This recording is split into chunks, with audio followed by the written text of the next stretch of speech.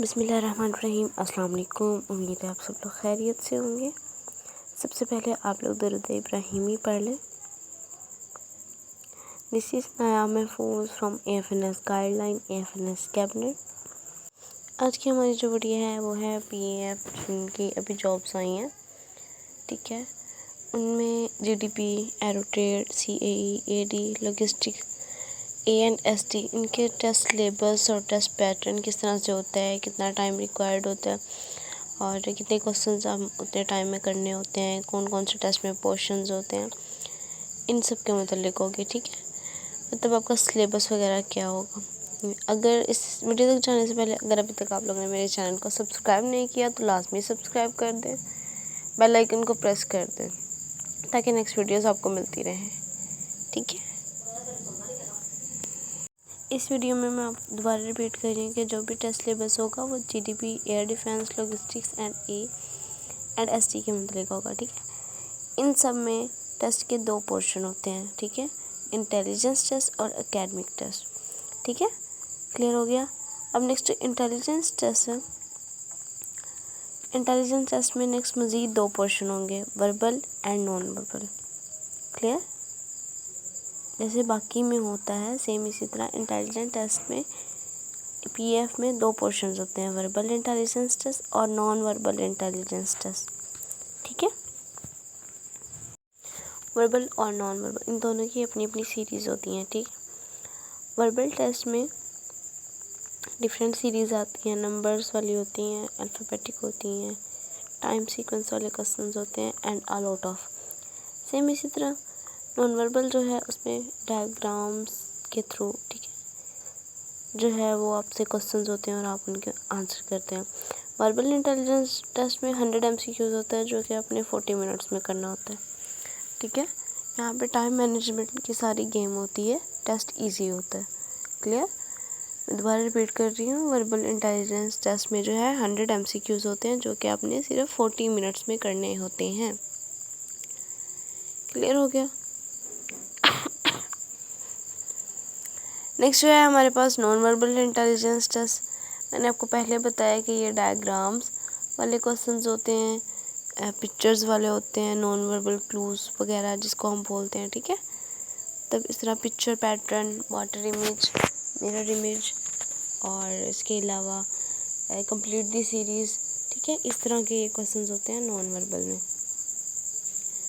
अब GDP, air defence, logistics, A&SD, इन सब का जो टेस्ट पैटर्न है और टेस्ट सिलेबस है ये ऑलमोस्ट सेम होता है, ठीक है। मतलब इंटेलिजेंस और एकेडमिक की दोनों चीज़ें ना इसमें सेम होती हैं। क्लियर हो गया, ठीक है। अब नॉन वर्बल और वर्बल के 100 MCQs 40 मिनट्स में करने होते हैं। अब एकेडमिक टेस्ट की बारी आती है। एकेडमिक टेस्ट जो है ये सब जो ब्रांचेज हैं इनका थोड़ा सा डिफरेंट होता है, ठीक है। GDP में जो है ये 2 सब्जेक्ट्स होते हैं एकेडमिक में, एक इंग्लिश होता है और एक फ़िज़िक्स होता है। और PF के टेस्ट में academic test too much tough होता है, लाइक इंग्लिश भी टफ़ होगी और फिज़िक्स भी इसमें टफ़ होगी, ठीक है। इंग्लिश के इसमें 75 MCQs होते हैं और उनको हमने सॉल्व करना होता है 40 मिनट्स में, ठीक है। सेम इसी तरह जो है हमारे पास फ़िज़िक्स जो होगा उसके भी 75 MCQs होंगे और उसको हमने 40 मिनट्स में सॉल्व करना होगा। ये दोनों अलग-अलग होंगे, ठीक है। अब इंग्लिश पोर्शन में क्या आ सकता है। इंग्लिश पोर्शन में जो है preposition, synonyms, antonyms, conditional tenses, उसके अलावा एक्टिव वॉइस, पैसिव वॉइस, ठीक है, ये सब आ सकता है। जो कुछ ग्रामर में आपने जो है FSC लेवल तक पढ़ा है वो सब आ सकता है। डायरेक्ट एंड इनडायरेक्ट आ सकते हैं, ठीक है। और टेंसेस तो मस्ट आते हैं और बहुत ज़्यादा MCQs होते हैं टेंसेस के। इसी तरह सिनोनिम्स और एंटोनिम्स भी बहुत ज़्यादा आते हैं, प्रेपोजिशन बहुत आती हैं और मतलब कि 4-5 चीज़ें होती हैं जो आती हैं, ठीक है। इंग्लिश के बाद आती है हमारे पास फ़िज़िक्स से मैंने आपको पहले बताया कि 75 MCQs होते हैं, उनको 40 मिनट्स में सोल्व करना होता है। अब फिज़िक्स में क्या आ सकता है, ठीक है। Unit and measurements, force and displacement और इसके अलावा और भी इलेक्ट्रोमैग्नेटिज्म आ सकता है, न्यूक्लियर फिज़िक्स आ सकती है, ठीक है, हाफ लाइफ और इसके अलावा मतलब जो आपने 9th 10th first year second year में FSC में पढ़ी है ना बुक्स फिज़िक्स की, वो फेडरल से भी हो सकती हैं और वो PTB पंजाब टेक्स्ट बुक से भी हो सकती हैं, ठीक है। तो वो सब आ सकता है उनमें, इनमें न्यूमेरिकल्स आ सकते हैं, शॉर्ट वाले यूनिट्स पूछ सकते हैं, डायमेंशंस बहुत इंपॉर्टेंट है वो पूछ सकते हैं, ठीक है। इसके अलावा डिफाइंस जो होती हैं यंग मॉडुलस वगैरह, और लॉज ऑफ इक्विलिब्रियम, न्यूटन्स के लॉज, फ्रिक्शन, ये सब टॉर्क, ये सब पूछ सकते हैं। क्लियर हो गया। नेक्स्ट जिस ब्रांच की हम बात करते हैं वो है एरोनॉटिकल इंजीनियरिंग, ठीक है। इसमें भी टेस्ट की 2 टाइप्स होती हैं, इंटेलिजेंस और एकेडमिक। इंटेलिजेंस सेम इसमें GDP वाला होता है, लाइक 100 MCQs होंगे, उसको आपने जो है वो 40 मिनट्स में सॉल्व करना होगा।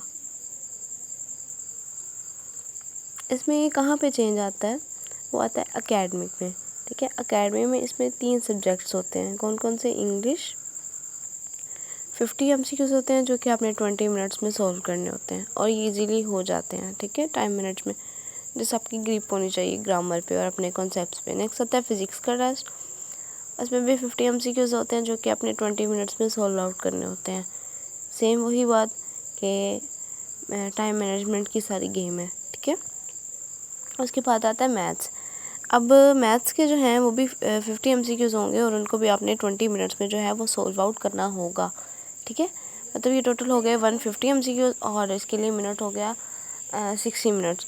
तो ऑब्वियसली अगर आपकी ग्रिप होगी तभी आप ये कर सकेंगे, ठीक है। मतलब अगर आपके कॉन्सेप्ट्स क्लियर होंगे, आपने अच्छे से पढ़ा होगा, तो तभी आप इनको सॉल्व कर सकते हैं, अदरवाइज़ नहीं कर सकते, ठीक है।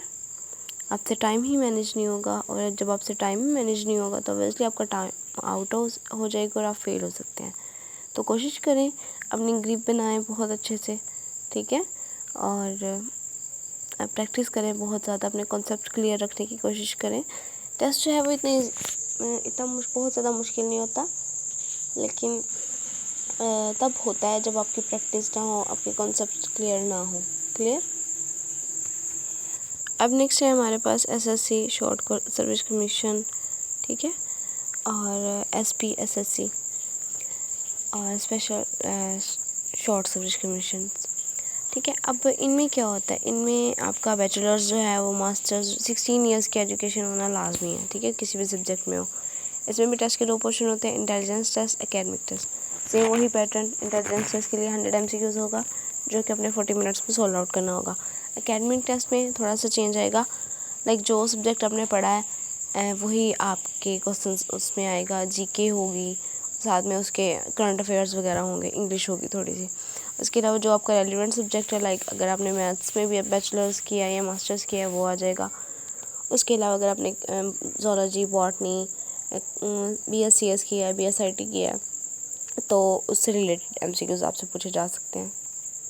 क्लियर हो गया। मतलब जो भी आपने डिग्री की है ना वो आप सेलेक्ट करेंगी ना, जब आप अप्लाई करेंगे तो वो खुद ही टेस्ट आपका आ जाएगा, ठीक है। रेलिवेंट सब्जेक्ट से रिलेटेड एकेडमिक में MCQs आ जाएंगे। क्लियर हो गया। This is all from my side for today. अगर आपको कोई किसी भी क्राइटेरिया में जो है वो मसला है तो आप मुझसे कमेंट बॉक्स में पूछ सकते हैं। इसके अलावा PAF की जो तैयारी है वो व्हाट्सएप में भी होगी, ठीक है, व्हाट्सएप पे भी होगी, तो आपने नीचे कमेंट कर देना है, मैं लिंक शेयर कर दूँगी, आप लोग उसको ज्वाइन कर लीजिएगा, ठीक है।